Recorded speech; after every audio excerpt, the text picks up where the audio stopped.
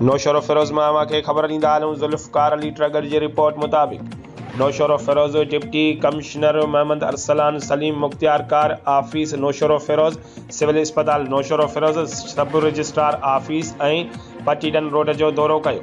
मुख्तियार कार आफ़ीस जे दौरे दौरान हुन रेवेन्यू अमलदारनि सां मुलाक़ात कई ऐं हिदायतूं ॾिनियूं। हुन मुख्तियार कार आफ़ीस जी इमारत जो मुआइनो कयो। हुन मुख्तियार कार आफ़ीस पटीडन रोड पुरानी मुख्तियार कार आफ़ीस सब रजिस्ट्रार आफ़ीस जो पिणु दौरो कयो ऐं शहर में सफ़ाई जी सूरत हाल जो जाइज़ो वरितो। डिप्टी कमिश्नर सिविल अस्पताल जो पिणु दौरो कयो। हुन मौक़े ते हुन सिविल अस्पताल में मौजूदु इलाज मुआलजे जी सहूलियतुनि जो भी जाइज़ो वरितो ऐं हिदायतूं जारी कयूं त मरीज़नि खे दवाउनि जी फ़राहमी ऐं सफ़ाई सुथराईअ जी सूरत हाल खे बहितर बणायो वञे। हुन अस्पताल में ईंदड़ मरीज़नि खां इलाज बाबति तफ़सील पिणु मालूम कया। अस्पताल में emergency ward, cardiac ward, general ward, ॿारनि जे वार्डनि ऐं ॿियनि शोबनि जो मुआइनो कयो। हुन मौक़े ते अस्पताल जे MS doctor Khadim Hussain Mangrio deputy commissioner खे अस्पताल में लोड शेडिंग ऐं ॿियनि मसइलनि बाबति आगाही ॾिनी। हुन मौक़े ते असिस्टेंट कमिश्नर नौशर फिरोज़ अली शान, मुख्तियार कार अब्दुल उज़ैर जूनेजो ऐं ॿिया लाॻापियल आफ़ीसर मौजूदु। सिजावल मामा खे ख़बर ॾींदा हलूं। इम्तियाज़ मेमन जी रिपोर्ट मुताबिक़ सिजावल ज़िले में PP ॿिनि ग्रुपनि में विरहाइजी वञण खां पोइ PP ज़िलई क़यादत ऐं शिराज़ी भाइरनि अलॻि-अलॻि 18 अक्टूबर कारसाज़ साईं जे शहीदनि जी यादि में PP ज़िलई सदर रईस मोहम्मद अली खान मलकानी, अरबाब वज़ीर मेमन, हीरो सोहू, अरबाब रमीज़ मेमन, रईस दानिश खान मलकानी ऐं ॿिया शरीक थिया। ॿिए तरफ़ शहीदनि खे भेटा पेश कंदे सईदपुर में प्रोग्राम रखियो वियो, जंहिंमें अॻूणो MNA Syed Ayaz Ali Shah Shirazi, Shah Hussain Shah Shirazi, Naseer Shah Shirazi, town committee chairman Aftab Shah Shirazi, Haji Badshah Shirazi ऐं ॿियनि वॾी अंग में शिरकत कई। ॿिए तरफ़ PP ज़िला सिजावल जे सदर रईस मोहम्मद अली मलकानी सां राब्तो कयो त शिराज़ी भाइरनि हिन प्रोग्राम में आहिनि या न। हुन चयो त उहे असांजा भाइर आहिनि, उहे पार्टीअ जो हिसो आहिनि, उहे MNA ऐं MPA रहिया आहिनि, असां उन्हनि खे दावत ॾिनी आहे। ॿिए तरफ़ अॻूणे MNA सैयद अयाज़ अली शाह शिराज़ीअ सां राब्तो कयो। उन चयो त असां जॾहिं शहीदनि खे भेटा ॾियण जो अलॻि ऐलान कयो, उन बैदि हुन असांखे दावत ॾिनी आहे, असां अलॻि प्रोग्राम कंदासीं।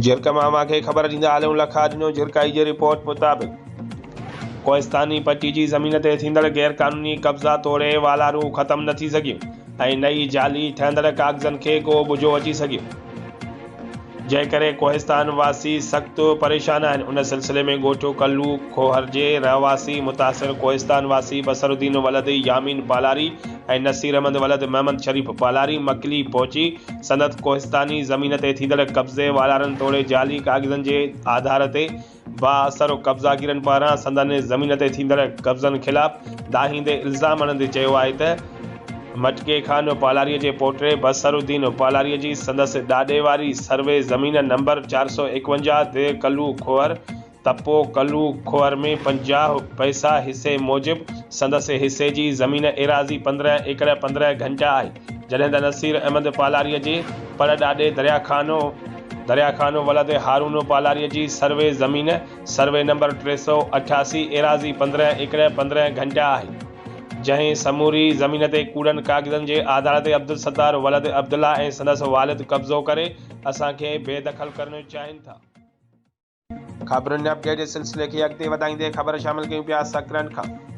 SSP शहीद बेनज़ीराबाद कैप्टन हैदर रज़ा, DSP सकरन मियां न्याज़ अहमद, SHO सकरन अब्दुल मजीद आराइन ऐं वॾो मुंशी आरिफ खोसो सां गॾु सकरन थाणे ते अहम प्रेस कॉन्फ्रेंस कंदे चयो आहे त ज़िले खे ॾोहनि ऐं ॾोहारनि खां पाक करण जे लाइ ऑपरेशन शुरू कयो आहे, जंहिंमें सकरन पुलिस मुख़्तलिफ़ ॾोहनि में घुर्बल 3 जवाबदारनि खे गिरफ़्तार कयो आहे, जिन में आकाश वलद सोनू झंडाड़ो वेठल अज़ीम कॉलोनी सकरंद, धन्नू वलद लक्ष्मण झंडाड़ो वेठल शहदादपुर ऐं नज़ीर अहमद वलद गुलाम रसूल मोची वेठल स्कार्पियो कॉलोनी शामिल आहिनि, जिन ते कलम 398, 399, 402 ऐं कलम 213 एक्ट 23 ASA तहत FIR दाख़िल कयूं वयूं आहिनि। उन्हनि इहो बि ॿुधायो त जवाबदारनि वटां 6 मोटरसाइकिलियूं पिणु हथ कयूं वयूं आहिनि, जेकी असल मालिकनि हवाले कयूं वयूं आहिनि। हुन वधीक चयो त इन ॻाल्हि खां इनकार न आहे त कुझु बाअसर माण्हू ऐं कुझु पुलिस जूं कारियूं रेडियूं बि ॾोहारियुनि जूं सहूलियतकार आहिनि। मेहर रिपोर्ट मीर रियाज़ सोमरो। मेहर में गुज़िरियल ॾियारे सीपको जे इंजीनियर मुजीब रहमान अब्बासी ऐं ॿियनि खे धमकियूं ॾियण ऐं ॻोठाणनि ऐं सीपको अमलदारनि में छिकताण वारे वाक़िए ख़िलाफ़ सीपको अमलदारनि पारां कम छॾे हड़ताल कई वई। सीपको मुलाज़िमनि पारां मुजीब अब्बासी, फुरकान वारिस सईद कलोड़ो ऐं ॿियनि जी अॻवानी में कम छॾे हड़ताल करे सीपको ऑफिस आॾो एहतजाजी मुज़ाहिरो कयो वियो। मुज़ाहिरे में शामिल सीपको मुलाज़िमनि पारां बाअसर जवाबदार जी गिरफ़्तारी लाइ ज़ोरदार नारेबाज़ी कंदा रहिया। उन मौक़े ते सीपको मेयर जे इंजीनियर मुजीब अब्बासी, फुरकान वारिस ऐं ॿियनि चयो त निगरान सरकार जे हुकुम ते बिजली चोरनि ख़िलाफ़ कार्रवाई करे रहिया आहियूं त कुझु बाअसर बिजली चोर असांखे धमकाए रहिया आहिनि। गुज़िरियल ॾियारे बाअसर जलाल चांडियो पंहिंजा गुंडा वठी ऑफिस ते का करे सीपको जे इंजीनियर मुजीब रहमान समेत ॿियनि मुलाज़िमनि खे मौतमार धमकियूं ॾिनियूं। हिननि घुर कई त सीपको मुलाज़िमनि खे धमकियूं ॾींदड़ बाअसर जवाबदार खे फौरी तौरु गिरफ़्तार करे असांखे तहफ़ुज़ ॾिनो वञे।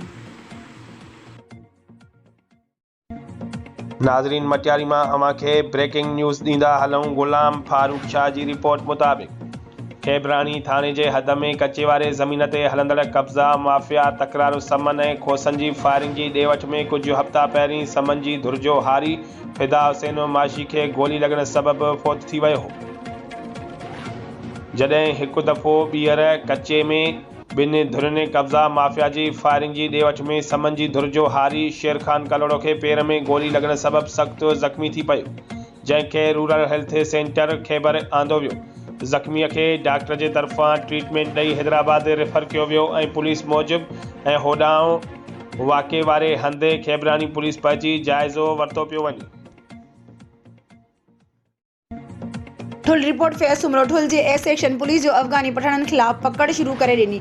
शहर जे मुख़्तलिफ़ इलाक़नि मां शक जी बुनियाद ते 16 अफ़गानियुनि खे गिरफ़्तार करे थाणे ते न्यू वियो।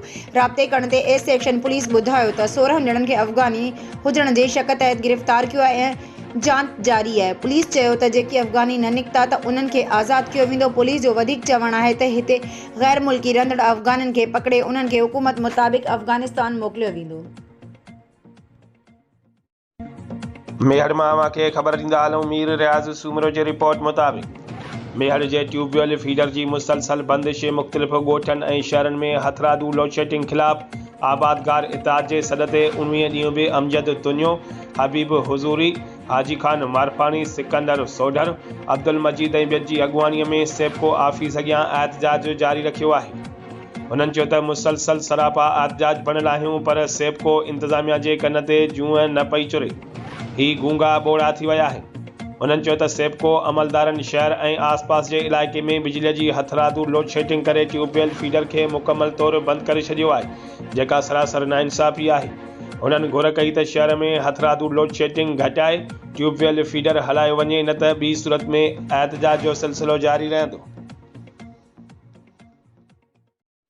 नौशरो फिरोज़ मां ख़बर शामिल कयूं था। ज़ुल्फ़कार अली तगर जी रिपोर्ट मुताबिक़ त नूरपुर वेझो क़ौमी शाहराह ते तेज़ रफ़्तार ट्रक ऐं मोटरसाइकिल में टकर थी पियो, जंहिंजे नतीजे में मोटरसाइकिल सवार हिकु ॼणो फ़ौत थी वियो, जॾहिं त ॿ औरतूं ज़ुलेखा आमिना सख़्तु ज़ख़्मी थी पयूं। फ़ौत थियल शख़्स जी सुञाणप रज़ा मोहम्मद लगारी जे नाले सां थी आहे, जेको ॻोठ हाफ़िज़ अली असगर लगारी जो रवासी हो। फ़ौती जो लाश ऐं ज़ख़्मियुनि खे सिविल अस्पताल नौशरो फिरोज़ मुंतक़िल कयो वियो, जिथे औरत मुस्मात आमिना खे गणती जोगी हालत सबबि नवाबशाह अस्पताल न्यू वियो, जॾहिं त ड्राइवर ट्रक समेत फ़रार थियण में कामयाब थी वियो।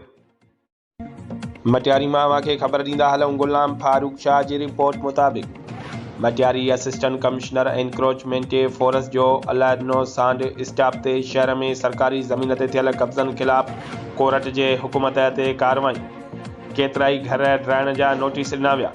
ॿिए पासे मुतासिरीन जो चवणु हो त असां खां मीर मोहम्मद शाह नाले शख़्स पैसा वरिता, जंहिं असांखे कची लिखत ॾिनी, जंहिंखां पोइ अॼु असां ग़रीबनि खे घर ड्राइण लाइ पुलिस ऐं इंतिज़ामिया नोटिस ॾिना आहिनि ऐं हिकु हफ़्ते जी मोहलत ॾिनी आहे। हफ़्ते ताईं ख़ाली न करण जी सूरत में क़ानूनी कार्रवाई कई वेंदी। मुतासिरनि जो चवणु हो त असीं ग़रीब आहियूं, असीं पंहिंजा बचा वठी केॾांहुं वेंदासीं। कोर्ट खे पंहिंजे फ़ैसिले ते नज़रसानी करणु घुरिजे।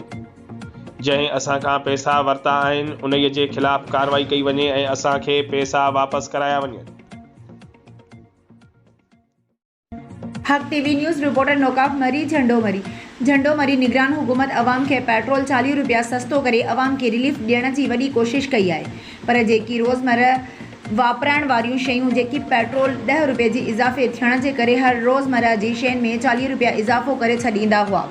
छा इहे दुकानदार जेकी कखपति मां रातो रात लखपति थी विया? छा हाणे पेट्रोल 40 रुपया सस्तो थियण करे ग़रीब अवाम खे 40% जो रिलीफ मिलंदो ऐं ग़रीब लाचार मिसकिन माण्हुनि खे अटो खंड पती ऐं ॿी रोज़मर्रा जी शयुनि में 40% जी सस्ताई सां रोज़मर्रा जूं शयूं मिलंदियूं, या रातो रात अमीर थींदड़ सेठ ऐं दुकानदार AC ऐं DC खां ॾाढा आहिनि ऐं अवाम खे इहे सेठ हर शइ ते अवाम खे लुटींदा रहंदा। इंतिज़ामिया EC ऐं DC खे घुर्जे त रोज़मर्रा जी शयुनि जे अघनि जी लिस्ट जे अघनि में 40% घटिताई वारी लिस्ट जारी करे ऐं उन ते अमल कराए त को बि ग़रीब मिसकिन पंहिंजे बचनि खे बुख ते न सुम्हारे ऐं अवाम खे रिलीफ मिली सघे।